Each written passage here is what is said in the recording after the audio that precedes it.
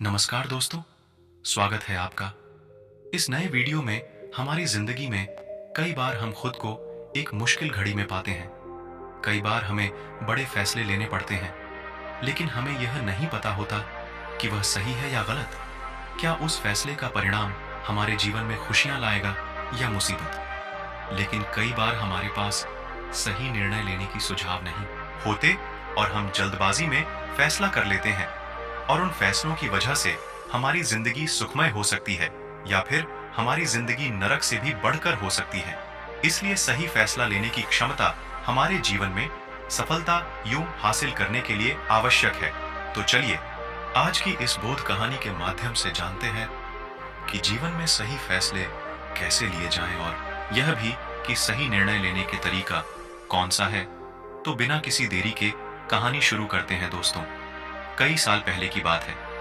एक छोटे से राज्य में एक बौद्ध भिक्षु निवास कर रहे थे, जिन्हें सभी जगहों पर उनके ज्ञान के बड़े चर्चे थे।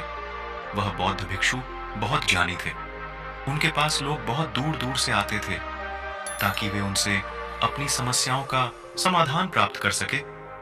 उनके पास कोई भी कैसी भी समस्या लेकर क्यों ना आए, वह समस्या का समाधान अवश्य करते थे। जब भी वह किसी की समस्या सुनते तो उस समस्या को बड़े ही ध्यान से सुनते समझते, उसमें लीन हो जाते, और उसके बाद कुछ देर के लिए वह आंखें बंद करते और समस्या के बारे में अच्छे से सोच विचार करते और उसके बाद उसका समाधान देते। ऐसे में कोई भी व्यक्ति उनके बारे में केवल एक ही बात सोचता था, शायद इन साधु पास कोई ऐसी चमत्कारिक शक्तियां हैं जिससे कि यह समाधान पूछते हैं और उसके बाद हमें वह समाधान बताते हैं। एक बार एक युवक ने उन महाराज से यह पूछ भी लिया, क्या आपके पास ऐसी कोई चमत्कारी शक्तियां हैं जिसके कारण आप हमारी समस्याओं का समाधान करते हैं, या आपके पास ऐसी कोई दिव्य दृष्टि है जिससे से हंसने लगे। लेकिन उन्होंने उस युवक की बात का कोई जवाब नहीं दिया। उसके कुछ ही दिनों बाद उस राज्य में एक बड़ी अजीब सी घटना घटी।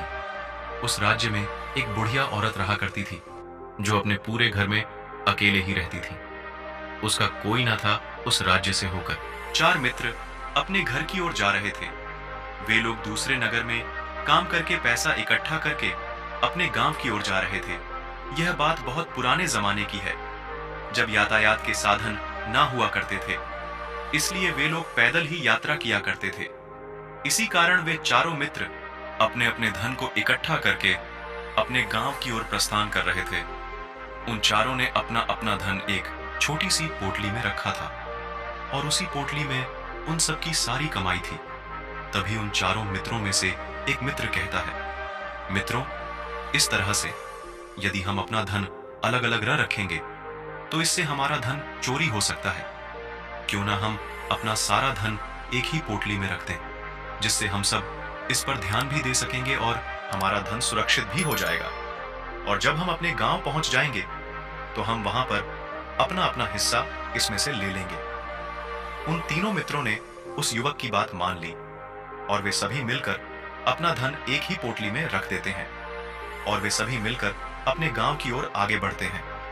चलते चलते काफी समय बीत चुका था, और अब रात्रि होने वाली थी। तभी आगे चलकर रास्ते में उन्हें एक घर दिखाई दिया, जहां पर एक बूढ़ी औरत रहा करती थी।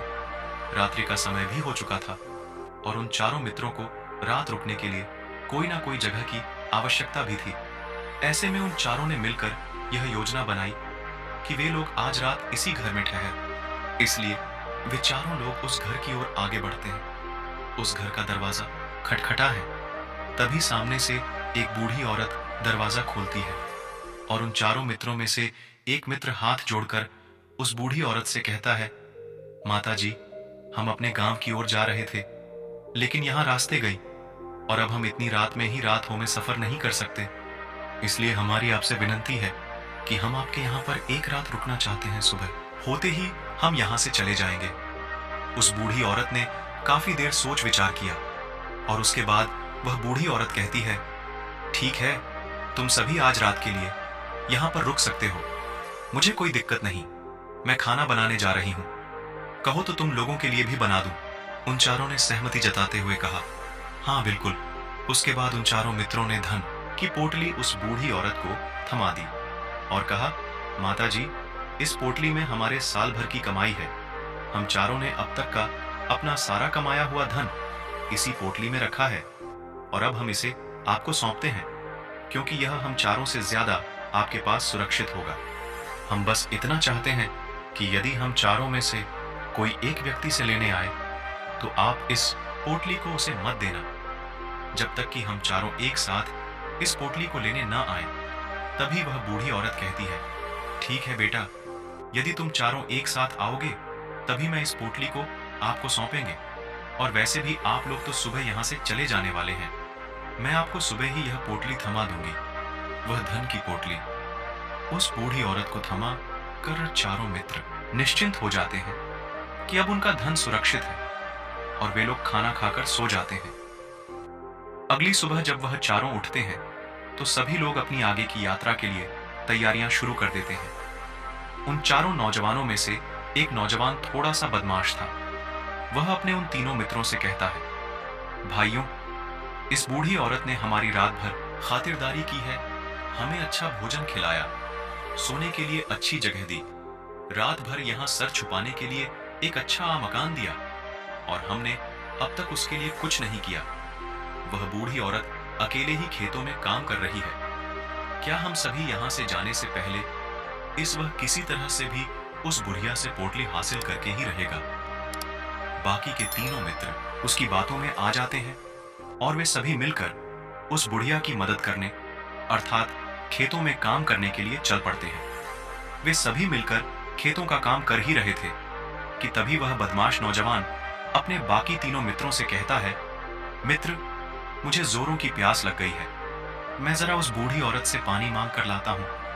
वह बाकी मित्र भी अब काफी थक चुके थे, उन्हें भी जोरों की प्यास लगी थी, इसलिए वह तीनों मित्र उसे वहां से जाने की अनुमति दे देते हैं। जैसे ही वह बदमाश उस बूढ़ी औरत के पास पहुंचता है, वह उस बूढ़ी औरत से कहता है, माता जी, अब हम यहां से जा रहे हैं, कृपया करके हमारे धन की पोटली हमें वापस दे दें। इस पर वह बूढ़ी औरत कहती है, नहीं नहीं, जब तक एक साथ ना हो तब तक मैं वह पोटली किसी को नहीं दे सकती। तुम्ही ने तो कहा था कि जब तक हम चारों एक साथ ना हो तब तक यह पोटली किसी को नहीं देनी है। तभी वह बदमाश उन तीनों की तरफ इशारा करते हुए कहता, हे लाओ। उन तीनों ने सोचा कि हमारा मित्र हमारे लिए पानी लाना चाहता है, इसलिए वह हमसे आज्ञा मांग रहा है। तभी उन तीनों मित्रों ने इशारे में उस युवक से कहा, हाँ हाँ ठीक है, ले आओ। यह देख उस बुढ़िया को यह लगने लगा कि अब यह चारों यहाँ से जा रहे हैं और यह अपनी पोटली मांग रहे हैं, इसलिए उस बुढ़िया ने वह कोट लाकर उस बदमाश के हाथों में रख दी, और वह बदमाश उस पोटली को लेकर वहां से चला गया, और बाकी के तीनों मित्र अपने खेत के काम में व्यस्त हो जाते हैं। कुछ देर के बाद जब वह तीनों खेत का काम करके वापस लौटते हैं और बुढ़िया से कहते हैं, माता जी, हमारा मित्र जो यहाँ पानी पीने आया था वह कहाँ गया? इस पर वह बुढ़िया कहती है, क्या वह पानी पीने आया था? पर वह तो कह रहा था कि हम चारों जा रहे हैं, कृपया करके हमारे धन की पोटली हमें थमा दे। तब तीनों बड़े आश्चर्य होकर उस बुढ़िया से कहते हैं, माता जी, हमने भला कब कहा? वह पोटली मांगी थी, हमें तो प्यास लगी थी और हमने पानी के लिए इशारा किया था। तभी बूढ़ी औरत उन तीनों से कहती है, दोस्तों, यह कहानी यहीं पर खत्म होती है। लाइक और सब्सक्राइब करें, चैनल को शेयर करें, कमेंट करें, डे इंस्पायर्ड 744 यूट्यूब चैनल को